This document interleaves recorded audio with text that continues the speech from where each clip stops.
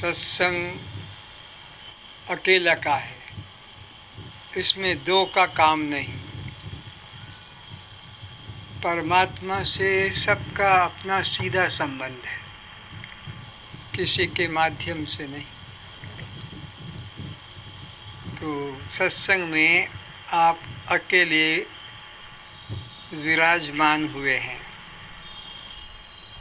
अपने को यदि शरीर मानते हैं तो यह जन्म के समय अकेला ही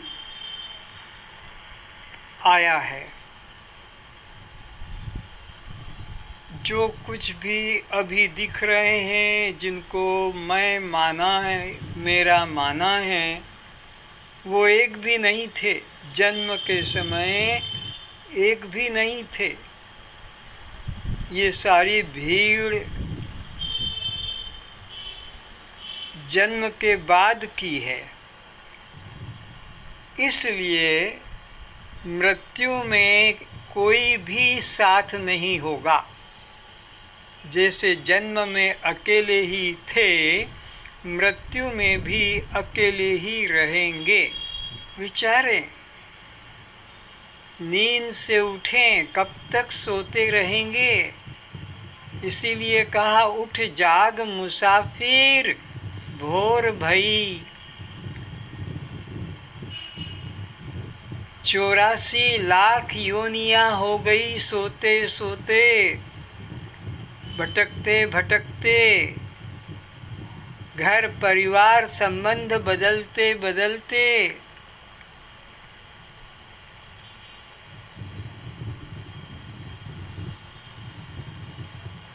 अब ये जागने का समय है, ये संबंध जोड़ने का नहीं है, यह धन संग्रह करने का नहीं है, संपत्ति विस्तार का समय नहीं, ये जागने का समय है। बहुत सो चुके, बहुत सो चुके, बहुत जीवन व्यर्थ बर्बाद हुआ। इसलिए संत कहते हैं, उठ जाग मुसाफिर भोर भई, अब रैन कहाँ जो सोवत है। जो सोवत है सो खोवत है। ये देव दुर्लभ योनि हाथ से चली जाएगी। जो सोवत है सो खोवत है। क्या खो रहा है? धन नहीं, मकान नहीं, संपत्ति नहीं, पद प्रतिष्ठा नहीं, इनका कोई मूल्य नहीं, मिट्टी की तरह है। ये जो जीवन मिला है देव दुर्लभ योनि, ये हाथ से चला जाएगा। धन पद प्रतिष्ठा बहुत जन्म इनमें बिगाड़े।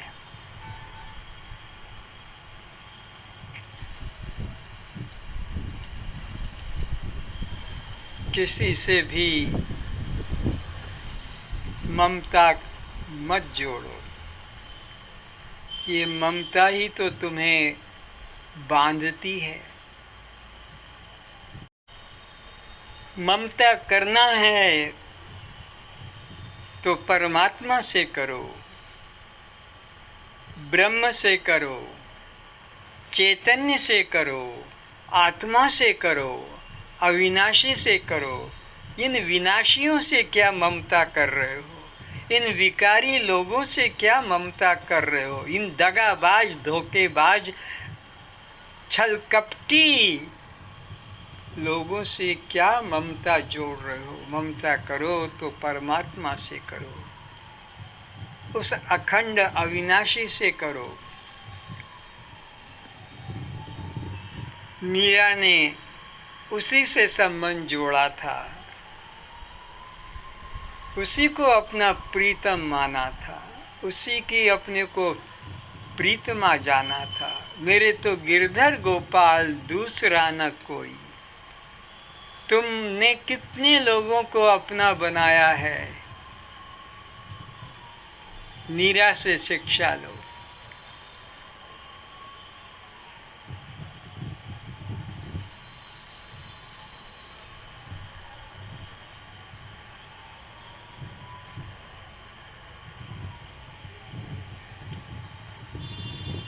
अब अपने घर में अपने दादा अथवा दादी अथवा पिता अथवा माता जो अभी बस मरने के क्षण में है, डॉक्टरों ने जवाब दे दिया बस कुछ श्वासें बाकी है और ये नहीं रहेगा। आप बैठे हैं उसके पास, आप देख रहे हैं उसके अंतिम श्वासों का इंतज़ार कर रहे हैं कि कब वो अंतिम श्वास होगी। आप उसकी मृत्यु की बाढ़ देख रहे हैं, बाढ़ जो रहे हैं। तो श्वास अंदर जा रहा है और पेट ऊपर उठ रहा है, पेट पूरा भर गया, फूल गया। अब श्वास बाहर जा रहा है, पेट झुक रहा है, अब ढीला हो गया है। आप अपने संबंधी के समीप बैठे हुए देख रहे हैं, उसकी मृत्यु का इंतजार कर रहे हैं कि कब ये मरेगा, कब इसकी वो अंतिम श्वास होगी। आप बैठे देख रहे हैं। श्वास जब अंदर आती है और आप देखते हैं, आपका उससे कोई संबंध नहीं। श्वास अंदर आती है तो देखते हैं, श्वास बाहर जाती है तो देखते हैं। आप केवल देखने वाले हैं, आपका कुछ भी संबंध नहीं है। जब वो श्वास अंदर लेता है तो आप उसके जीवन के साक्षी हैं। उसके जीवन से आपका कोई संबंध नहीं है, आप उसके साक्षी हैं। जब वो श्वास बाहर की तरफ छोड़ता है तो आप उसके मृत्यु के साक्षी हैं। आपका उसकी मृत्यु से कोई संबंध नहीं है।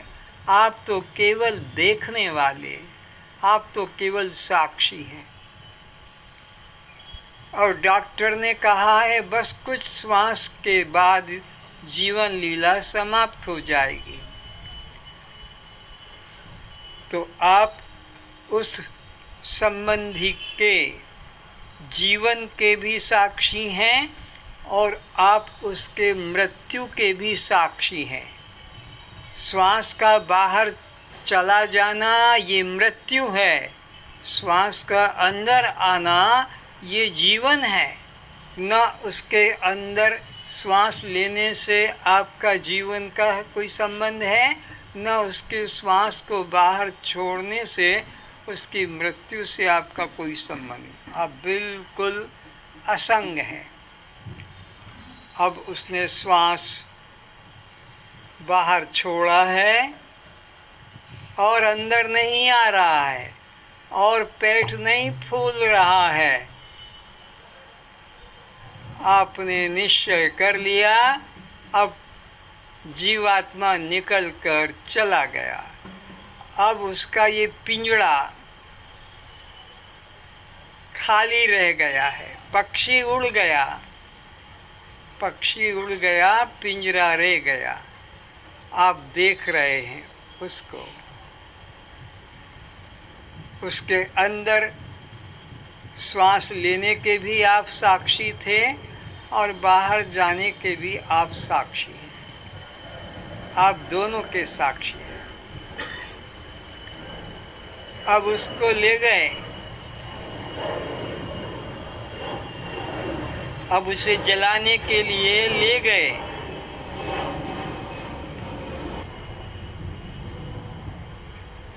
देखो शमशान में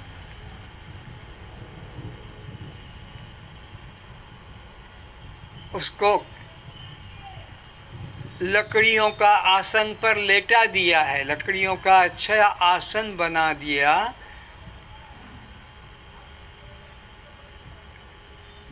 एक पंक्ति पूर्व पश्चिम में है काठ की, तो दूसरी पंक्ति उत्तर दक्षिण में है, फिर तीसरी पंक्ति पूर्व पश्चिम में है और चौथी पंक्ति उत्तर दक्षिण में। अब उसे लेटा दिया है और उसके प्रियजन से ही आग प्रकट करके उसे जलाया जा रहा है। बाकी के लोग देख रहे हैं,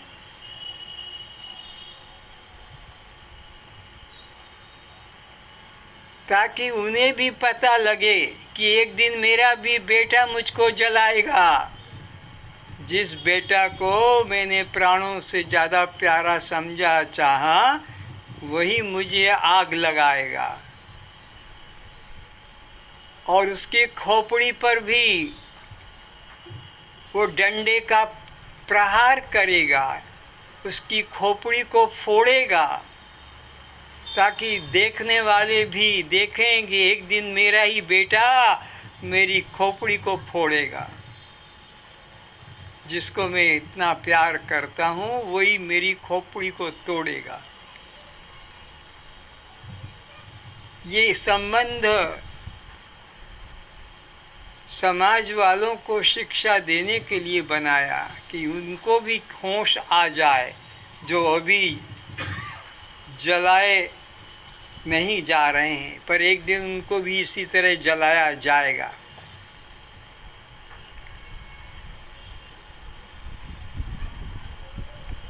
अब आप लेट जाएं, अब आप बिस्तर पर लेट जाएं और देखें, उसी तरह देखें जैसे अभी अपने उस संबंधी को देख रहे थे जिसको अभी जलाकर आए हैं, उसे जैसे देख रहे थे। अब अपने शरीर के साथ भी वही भाव रखें। वो श्वास अंदर लेता है तो आप उसके जीवन के साक्षी हैं, आपका उससे कोई लेन देन नहीं है।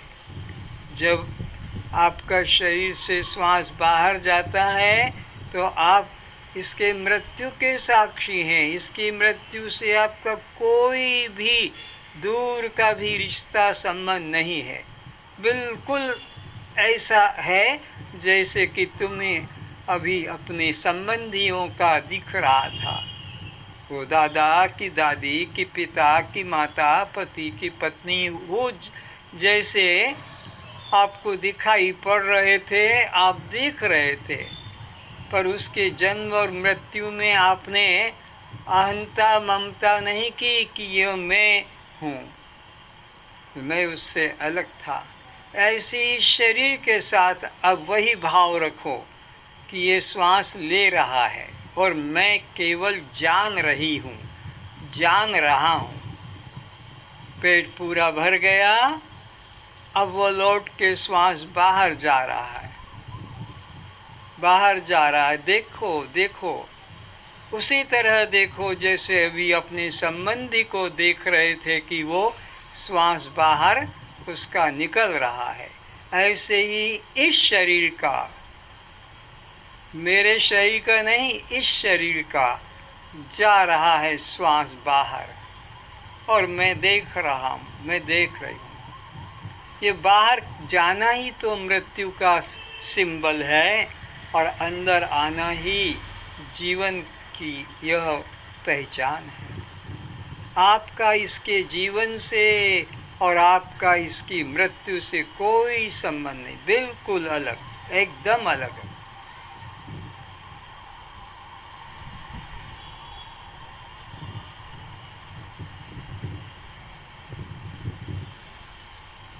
देखो देखो, यही सच्चा ध्यान है, यही सच्ची समाधि है।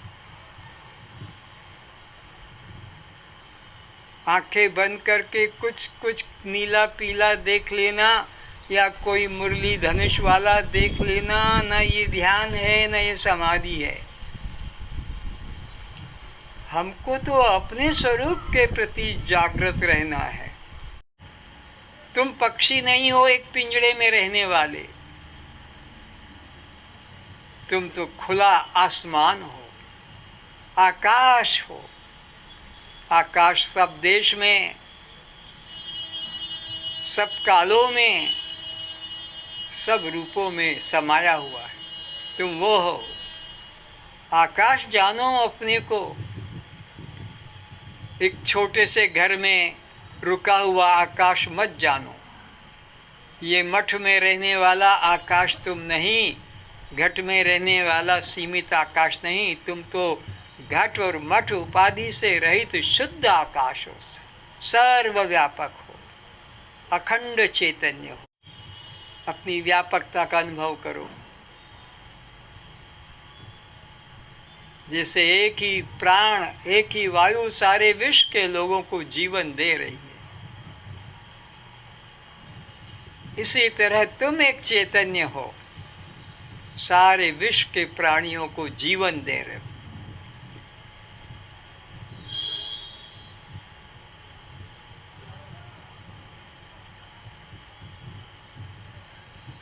अपनी महानता को समझो। यही तुम्हारा वास्तविक स्वरूप है, शुद्ध स्वरूप है। इसमें ही अहंता करो, इसी को मैं करके जानो। ये गोरा काला स्त्री पुरुष आकार का चमड़ा, हाड़ मांस मलमूत्र का पिटारा, इसको मैं करके मत जानो।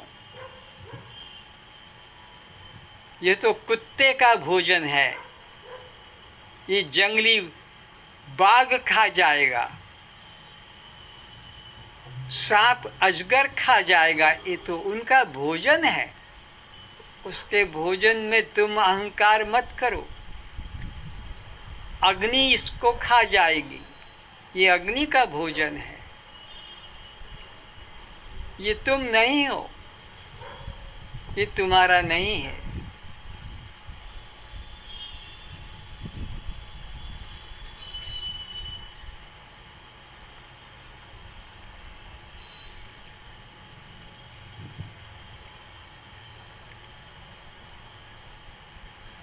गुरु वंदना करें, अपने गुरुदेव को, अपने भगवान को, जिसमें आपकी श्रद्धा है, पहले उन्हें उपस्थित करें। अगर वो सामने नहीं तो हमारी प्रार्थना व्यर्थ हो जाएगी, झूठी हो जाएगी। इसलिए उन्हें सम्मुख लेकर आएं